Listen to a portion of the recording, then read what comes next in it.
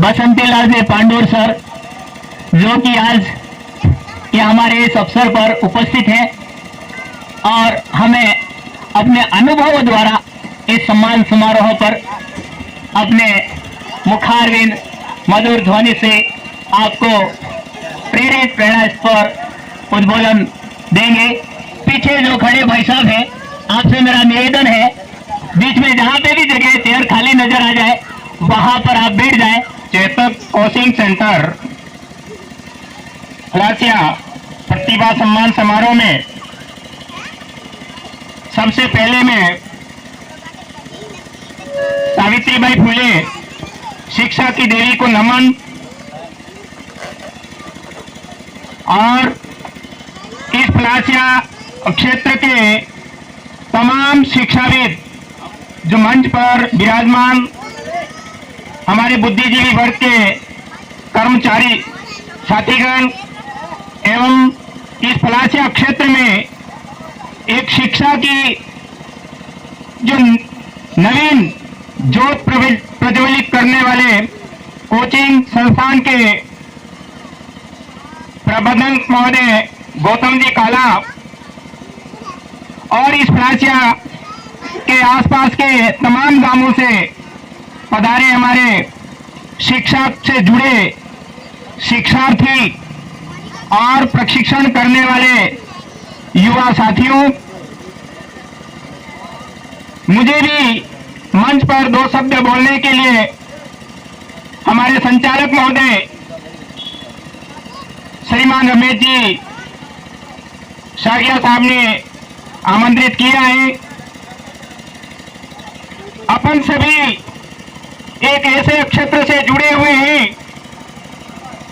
जो एक शिक्षा का क्षेत्र से जुड़े होने के नाते मैं आप सभी से यही निवेदन करना चाहता हूं कि आज के इस परिवेश में आज हमें शिक्षा की जरूरत और शिक्षा के महत्व को समझना है और इस महत्व को समझते हुए हमारे इस क्षेत्र में जो एक शैक्षणिक दृष्टि से, एक सामाजिक दृष्टि से, एक आर्थिक दृष्टि से और एक भौगोलिक दृष्टि से जो हमारा पिछड़ा हुआ क्षेत्र है, इस क्षेत्र में हमारे डायरेक्टर महोदय ने गौतम जी काला ने जो एक बीड़ा उठाया है, जिस तरह से उन्होंने विधवा और जो निशक्त हैं और जो ऐसे कमजोर बालक बालिकाएं जो इनके संस्थान में कोचिंग के पर आएंगे उनको निःशुल्क शिक्षण दिलाने का उन्होंने एक शपथ पत्र पे लिख के दिया है। इसके लिए मैं इस पलासिया क्षेत्र से और मैं यहाँ एक शिक्षक होने के नाते आपको इस क्षेत्र के सभी लोग बेरोजगार युवाओं की तरफ से भी मैं आपका हार्दिक अभिनंदन और जोहार धन्यवाद बोलता हूँ। यानी आज के इस समय में जब हम मानव समाज की बात करते हैं, एक मनुष्य समाज किस तरह से एक दूसरे से जुड़ा हुआ है और किस तरह से सदियों से हजारों सालों से हमारा एक दूसरे के साथ में एक दूसरे का संबंध बना हुआ है, उस संबंध को किस तरह से हमारे पूर्वज, हमारे पहले जो बाप दादाएं थे, वो किस तरह से इस व्यवस्था को आज दिन तक यहाँ तक लाए। तो हमारा शिक्षक से जुड़े होने के नाते अपन सबका ये कर्तव्य बनता है कि हम हमारे इस क्षेत्र में एक ऐसी शिक्षा, ऐसी नवीन शिक्षा का वातावरण निर्माण करें, एक ऐसा माहौल बनाएं कि ना हमारे क्षेत्र में कहीं जाति के नाम पर, धर्म के नाम पर, राजनीति के नाम पर हमारे किसी भी शिक्षक द्वारा कोई भेदभाव नहीं होना चाहिए और सबको एक ऐसी शिक्षा मुहैया करानी है जिस शिक्षा से हमारा एक मानव समाज एक साथ, जिस तरह से हजारों साल से एक साथ रहता आया है, उसी तरह से एक साथ रहे और एक दूसरे के जो काम में आज से नहीं कई सालों से एक दूसरे के काम में एक दूसरे का काम मदद करता है, सहयोग करता है। उस सहयोग की भावना को हमें पुनर्जीवित करने की जरूरत है भाइयों। आज हमारे स्कूलों में शिक्षा का स्तर कमजोर कमजोर होने के पीछे क्या कारण है, उसको भी हमें एक मंथन करना, सोचना पड़ेगा। यानी आज हम जिस क्षेत्र में निवास करते हैं वहां पे गांवों की स्थिति में जाकर के, मैं भी एक शिक्षक हूं, हमारे गांव में जहां 20-20, 22-22 के अध्यापक होने चाहिए वहां पे हमारे 5 और 10 अध्यापक ही काम चला रहे हैं। फिर हम कहते हैं कि शिक्षा का स्तर कमजोर है, और शिक्षा का स्तर कमजोर होने के पीछे सारा का सारा दोषारोपण शिक्षकों के ऊपर आ रहा है। दोस्तों, अभी थोड़े दिनों पहले हमारे मीडिया में, अखबार में ऐसी खबरें आई कि सरकारी स्कूलों में नक्सली पैदा होते हैं। यानी हम शिक्षकों को इसके बारे में बड़े सोचने और समझने और विचार करने की जरूरत है भैया। यानी हम सरकारी स्कूल में एक अच्छी शिक्षा देने का काम करते हुए भी हमारे को गैर शैक्षणिक कार्य कितने करवाए जाते हैं ये अपन सभी जानते हैं। तो दोस्तों, मैं इस मंच पर हमारे इस क्षेत्र में जो एक शिक्षा की जोत लेकर के जो गुरुजी आए हैं, गौतम जी काला, उन्होंने एक ऐसी पहल की है। यानी जो फ्लासिया में पहली बार किसी प्राइवेट कोचिंग संस्थान ने पहली बार ऐसा प्रतिभा सम्मान समारोह आयोजित किया, और उस समारोह में आप सभी को एक इनवाइटेड कार्ड दे करके, निमंत्रण कार्ड दे करके अपन सभी को यहाँ पर बुलाएं, और इनकी कोचिंग संस्थान से जो प्रतिभावान छात्र, जो प्रतिभावान बालक बालिकाओं ने और जिन्होंने प्रशिक्षण लेकर के सरकारी सेवा में और नवोदय विद्यालय में अपना स्थान तय किया, सिलेक्शन करवाया, और उनका मैं तहे दिल से, हृदय से बहुत बहुत आभारी हूँ। साथ ही मैं ज्यादा न बोलते हुए यहाँ पर जो जितने भी शिक्षक साथी बंधु हमारे जो शिक्षा के क्षेत्र में जो काम कर रहे हैं, वह स्कूलों में बड़े ईमानदारी से, अच्छे तरीके से जो एक शिक्षण का जो कार्य कर रहे हैं, उस कार्य में हमें एक ऐसी शिक्षा का संदेश देना है कि हमारे देश में न जाति विहीन,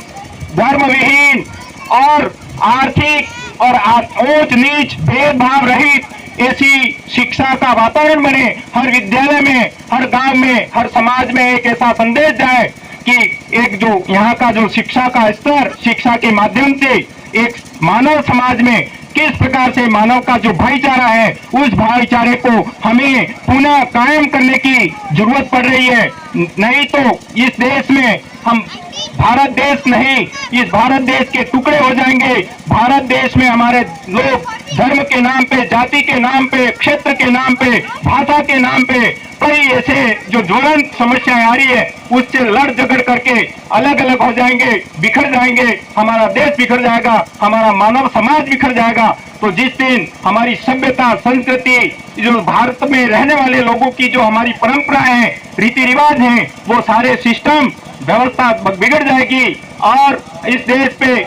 न जाने किस तरह की समस्या आएगी। और जिस तरह से हमारा जो एक आदिवासी समाज आज जो इस इलाके में एक आदिवासी परिवार जो विचारधारा लेकर के चल रहा है, वह प्रकृति संबद्ध चलने का जो विचारधारा चली है, यानी प्रकृति के साथ में हमें एक संतुलन बनाए करके प्रकृति संबद्ध कार्य करना चाहिए। प्रकृति विपरीत जो काम हो रहे हैं उनके विरोध में हमें खड़ा होने की जरूरत है। और इस शिक्षा के माध्यम से शिक्षक लोग ही इस ऐसे माहौल को परिवर्तन कर सकते हैं, क्योंकि आने वाला समय आपके हाथों में है। आने वाली जो नवीन पीढ़ी आएगी उसको जब अगर हम अच्छे संस्कार देंगे, अच्छी सामाजिक शिक्षा देंगे, अच्छी पारिवारिक शिक्षा देंगे, तो वह बच्चा अपने संस्कार अपने परिवार में सीखेगा। आए दिन अखबार में, मीडिया में ऐसी कई चीजें पढ़ते हैं कि छोटी छोटी बालिकाओं के साथ में किस तरह के ऐसे गलत काम हो रहे हैं, ऐसी हरकतों से ऐसा वातावरण कैसे बन रहा है, उसके लिए कहीं न कहीं हमारा समाज या हम खुद उसके लिए जिम्मेदार बनते हैं, या देश की शासन व्यवस्था या सरकार में भी उसका कोई न कोई उसका उत्तरदायित्व बनता है। लेकिन उसके लिए हमारे सबसे ज्यादा महत्व जो हमें देना है, तो हमें स्कूलों में ऐसी शिक्षा हमको देने की जरूरत है, ताकि आने वाले समय के लिए जो हो गया, लेकिन आने वाला समय किस तरह से हमारे समाज का भविष्य सुरक्षित है, रह सकता है, उसके लिए हमें एक दूसरे से मिल करके, हाथ से हाथ मिला करके, कंधे से कंधा मिला करके, एक दूसरे की विचारधारा को समझते हुए, एक दूसरे के साथ में सहयोग करते हुए इस आदि मानव समाज की एक पुरानी जो व्यवस्था थी, पुरानी जो सिस्टम था, उसको एक साथ पुनर्जीवित करने की जरूरत पड़ रही है। दोस्तों, पहले विदेशों से कई ऐसे विदेशी यात्री आए जो यहाँ भारत में ऐसी शिक्षण संस्थाएं थी जो यहाँ से सीख के गए, जैसे चीन से हैंस वांग ऐसा चीनी यात्री आया था जो यहाँ से शिक्षा लेके गया, यहाँ से ऐसी शिक्षा ग्रहण करके गया और जिसने अपने चीन में जा करके उस शिक्षा को फॉलो किया और आज विश्व में सबसे एक नंबर पे जो चीन का विकास हुआ है। और इस तरह से हमारे यहाँ की जो पुरानी जो शिक्षण व्यवस्था थी या पुराने हमारे लोगों की जो व्यवस्था थी, वो धीरे धीरे किसी न किसी कारणों से समाप्त होती जा रही है। तो दोस्तों, मैं आपका समय ज्यादा लिया है, प्रतिभा सम्मान के आपके बहुत सारे प्रतिभा को सम्मानित किया जाना है। इसके साथ ही मेरी बात को यही विराम देता हूं। एक बार पुनः में संस्थान के डायरेक्टर महोदय श्रीमान गौतम जी काला एवं